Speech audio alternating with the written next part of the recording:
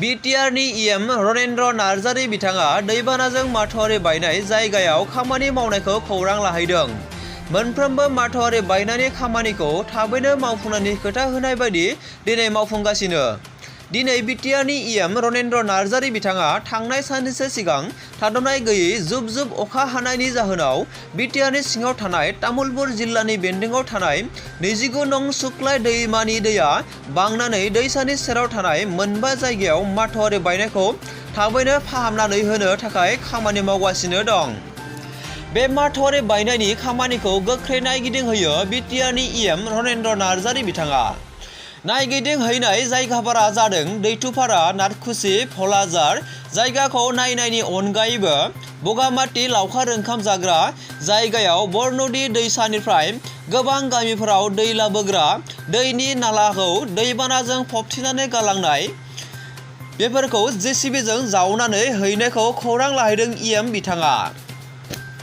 बिनि अनगायैबो खौरांगिरिनि सिगाङाव फोरमायो दि थाबैनो दै थाग्रा लामाखौ बान्दो खालामनानै आबादारिफोरनि आबाद मावनायनि राहा लामाखौ खालामनानै होगोन होननानै फोरमायथिदों।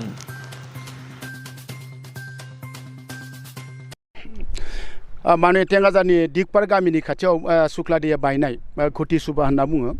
आं बेयाव फैदों आरो दिनैहाय बेवहाय माने खामानि मावनाय टेम्परारि खामानि बे मावनाया स्टार्ट जादों। आं बेखौ नायगिदिंनो फैदों।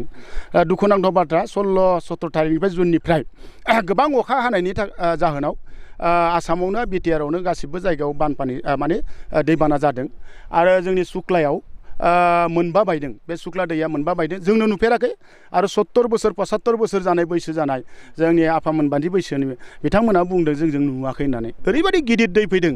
बिनि जाहोनाव बेयाव घटी सुबायाव बायदों। नोंथांमोना नुदों ना एकदम माने आधा दैयानो सुक्लायानो बेजों बोहैगासिनो दङ आरो बे दैया ओरैबायदि जायगाजों थांगासिनो दङ। गोबां गरेस्वर एरिया ओजों मकल दं, आमरागाव, बिनिफ्राय बरपथार, बुख्रिपार गासिबो एरियायाव गरेस्वर एरियायाव बे दैया आधा दैया थांदों। दा आबाद मावनो थाखाय आबादारिफ्रा सुबिदा गैया आरो बेबादिनो सिगाङाव नाथकुसियाव बायदों आरो बिनि उनाव नाथकुसि खैराबारियाव बायदों आरो बिनि सिगाङाव निधुवा गुजार बनमुजा होननाय जायगायावबो बायदों आरो बिनि सिगाङाव माने भलाजार लेन्टिबारि गासिबो आंनि समस्थियावनो जायो आरो आं बिराद दुखु नांदों। आंनि खाफालाव गाज्रि नङा।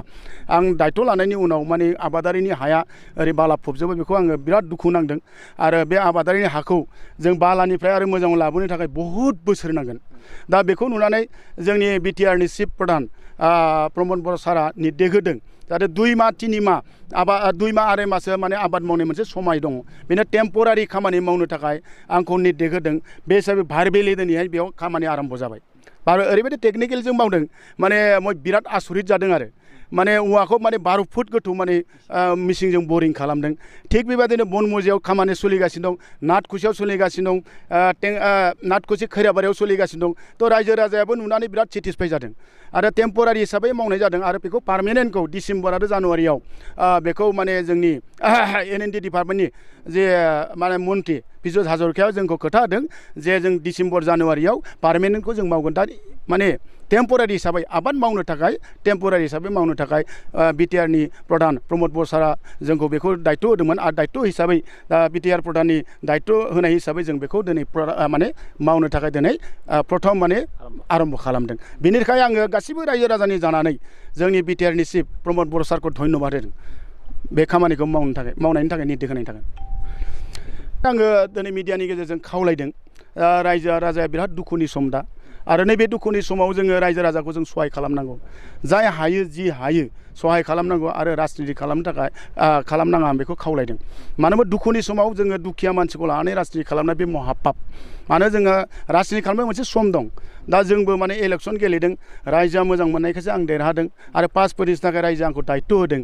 5 बोसोरनि गेजेराव जुदि मोजां मोनाबा रायजोआ आंखौ चेन्ज खालामगोन आरो बै समाव राजनिति खालामनायखौ आंबो जेबो बादा होआ। खिन्थु दिनै बे दुखुनि समाव राजनिति खालामैया मोजां जायो। मानो जों दुखिया परियालफ्रा राजनिति खालामनो रोङा।